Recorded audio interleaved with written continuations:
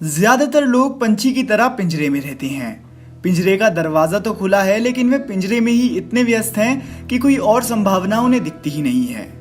अपने विचारों से लाखों लोगों की जिंदगी बदलने वाले सदगुरु को बोलते हुए जो भी सुनता है वो उन्हें और सुनने की चाह रखता है। उन्होंने अपनी ईशा फाउंडेशन से न जाने कितने लोगों की जिंदगी को बदला है।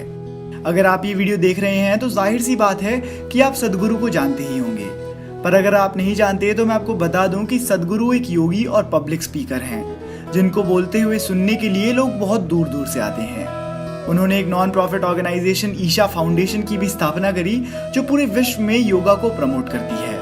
दोस्तों, आज की इस वीडियो में मैं आपको सदगुरु की जिंदगी की पूरी कहानी सुनाऊंगा कि किस तरह से जग्गी वासुदेव बने सदगुरु। जग्गी वासुदेव का जन्म 3 सितंबर 1957 को कर्नाटका के मैसूर शहर में हुआ था। जग्गी अपने 4 भाई बहनों में सबसे छोटे थे। उनके पिता इंडियन रेलवेज के लिए काम करते थे और इसी कारण वे अलग अलग जगहों पर शिफ्ट होते रहते थे। वो बचपन से ही बहुत अलग सोच रखते थे। वे अगर किसी चीज को देखते थे तो उसे देखते ही रह जाते थे और उसी के बारे में सोचते रहते थे। उनकी कंसंट्रेशन पावर इतनी ज्यादा थी कि उनके पिता को चिंता होने लगी कि उनका बेटा एक ही चीज को इतनी देर तक घूरता क्यों रहता है। बहुत छोटी सी उम्र से उन्होंने खुद से सवाल करने शुरू कर दिए थे जिनके जवाब किसी को नहीं पता थे। जैसे कि अगर कोई उन्हें पानी देता तो वे उस पानी को देखते रहते थे, ये सोचते हुए कि पानी आखिर है क्या चीज। उन्हें ये तो पता था कि पानी का इस्तेमाल किस लिए होता है और कैसे होता है, पर उन्हें ये नहीं पता था कि पानी है क्या। उनके पिता को ये तक लगने लगा था कि उनके बेटे को किसी साइकियाट्रिस्ट से मिलना चाहिए। वो बहुत शांत रहते थे। उनके हिसाब से अगर उन्हें कुछ पता ही नहीं है तो उन्हें ज्यादा कुछ बोलना भी नहीं चाहिए। जैसे जैसे उनकी उम्र बढ़ने लगी, उनके अंदर के सवाल और ज्यादा बढ़ने लगे थे। वह जब 10 वर्ष के थे तब उन्हें एक योगी ने योगा से इंट्रोड्यूस कराया और उसके बाद से उन्होंने हर रोज योगा करा। इससे उनके मन को काफी शांति मिलती थी। जब वह 14 वर्ष के हुए तब उन्होंने मैसूर के क्लाइंबिंग क्लब को ज्वाइन करा। उसी समय पर उन्होंने एक आर्मी कॉलोनल कुमार के बारे में भी सुना जो कई माउंटेन्स को क्लाइंब किया करते थे और वह मैसूर में काफी लोकप्रिय भी थे। सदगुरु ने उन्हीं की क्लाइंबिंग से प्रभावित होकर आर्मी ज्वाइन करने का फैसला करा था। उन्होंने आर्मी का रिटन एग्जाम तो दिया लेकिन प्रैक्टिकल एग्जाम नहीं देने गए। वो वापस घर आए और उन्हें एहसास हुआ कि अगर उन्हें अपने अंदर के सवालों का जवाब चाहिए तो उन्हें ट्रैवल करना होगा। उन्होंने पूरा साउथ इंडिया ट्रैवल करा। वह पहले साइकिल से घुमा करते थे, पर बाद में उन्होंने इसके लिए एक मोटरसाइकिल ले ली। उन्होंने अगले 5 सालों तक पूरे इंडिया को देखा और इस तरीके से देखा जैसे बहुत ही कम लोगों ने देखा होगा। वो किसी भी ठिकाने पर रुक जाते थे, किसी भी गांव में चले जाते थे। उन्होंने हर श्रेणी के इंसान को बहुत नजदीक से परखा था। उन्हें जितनी खुशी और शांति ट्रैवल से मिलती थी उतनी किसी और चीज से नहीं मिलती थी। भारत घूमने के बाद उन्हें एहसास हुआ कि अगर उन्हें और ज्यादा घूमना है तो उन्हें पैसों की जरूरत पड़ेगी। तो इसीलिए वो वापस अपने होम टाउन आए और उन्होंने एक बिजनेस शुरू कर दिया। बिजनेस बहुत कम समय में काफी सफल हुआ और उन्होंने बहुत अच्छे पैसे भी कमाए। जग्गी चाहते थे कि वे जल्दी से पैसे कमाकर वापस अपने सफर पर निकल जाएं, पर वो ना चाहते हुए भी अपने काम में और बिजी होते जा रहे थे। उनके आसपास के लोग उनसे बहुत खुश थे, पर वो खुद में अधूरा महसूस करने लगे थे। अब जब वो पीछे मुड़कर देखते हैं तो उनके हिसाब से वो बिजनेस के 6 साल उनकी जिंदगी का सबसे वेस्टेड समय रहा है। पर फिर एक दिन उनकी जिंदगी में बहुत बड़ा मोड़ आया। मैसूर में एक बहुत लोकप्रिय पहाड़ी है जिसका नाम है चामुंडी हिल। उन्हें एक दिन अपनी मीटिंग्स के बीच में 1 घंटे का फ्री टाइम मिला, तो उन्होंने इस 1 घंटे में चामुंडी हिल पर घूमने का सोचा। वो उस पहाड़ी पर गए और एक बड़े पत्थर पर जाकर बैठ गए।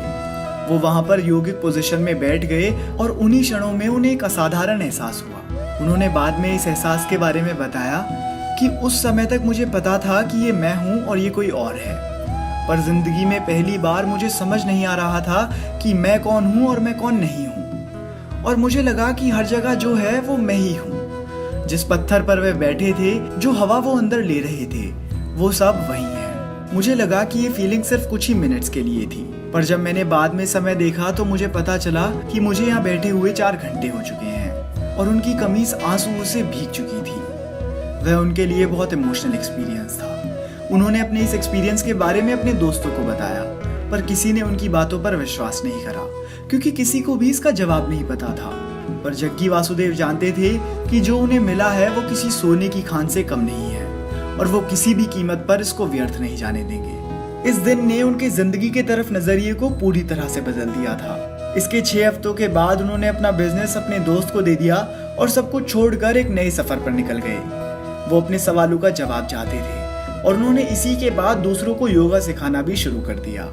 उन्होंने 1983 में अपनी पहली योगा क्लास रखी और इसके बाद उन्होंने हैदराबाद और कर्नाटका की अलग अलग जगहों में जाकर योगा सिखाया। उन्हें इससे जितने भी पैसे मिलते थे वो सारे पैसे एक चैरिटी में दान कर देते थे। इसी स्ट्रक्चर पर उनकी ईशा फाउंडेशन की नींव भी रखी जानी थी।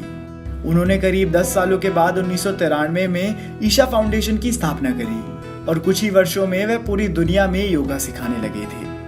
उन दिनों के बाद से वे कभी रुके नहीं। 2018 तक करीब 60 करोड़ लोगों ने उनके योगा कैंप्स में हिस्सा ले लिया है। उनके टॉक सेशंस हाल ही में YouTube के जरिए बहुत ज्यादा लोकप्रिय हो गए हैं। उनकी फाउंडेशन ने 2017 में 112 फुट ऊंचे आदि योगी के स्टैचू का भी उद्घाटन करा था। आदि योगी शिवा के ही एक रूप हैं जिन्होंने इंसानों को योगा से पहली बार परिचित कराया था। दोस्तों, यही सफर था जिससे जग्गी वासुदेव सद्गुरु बने। उनकी जिंदगी से जुड़ी हुई एक कंट्रोवर्सी भी है। उनके इन लॉज ने उनके ऊपर इल्जाम लगाया था कि सद्गुरु ने अपनी पत्नी की हत्या करी है, लेकिन उसका कोई तथ्य सबूत नहीं मिला। सद्गुरु का कहना है कि उनकी पत्नी ने अपने शरीर को महासमाधि के द्वारा छोड़ दिया था। उनकी अचीवमेंट्स की बात करी जाए तो उन्हें 2017 में गवर्नमेंट ऑफ इंडिया की तरफ से पद्म विभूषण सिविलियन अवार्ड से भी नवाजा गया। दोस्तों, अगर आपको सद्गुरु की ये कहानी पसंद आई हो तो आप इस वीडियो को लाइक करके हमारा मनोबल बढ़ा सकते हैं और हम अगली वीडियो किसके ऊपर बनाएं आप हमें कमेंट करके जरूर बताएं। और दोस्तों, अगर आप ऐसी वीडियो पहली बार देख रहे हैं और ऐसी और वीडियोस देखना चाहते हैं तो दोस्तों इस चैनल को सब्सक्राइब कर लीजिए, क्योंकि मैं आपके लिए ऐसी वीडियोस लाता रहूँगा।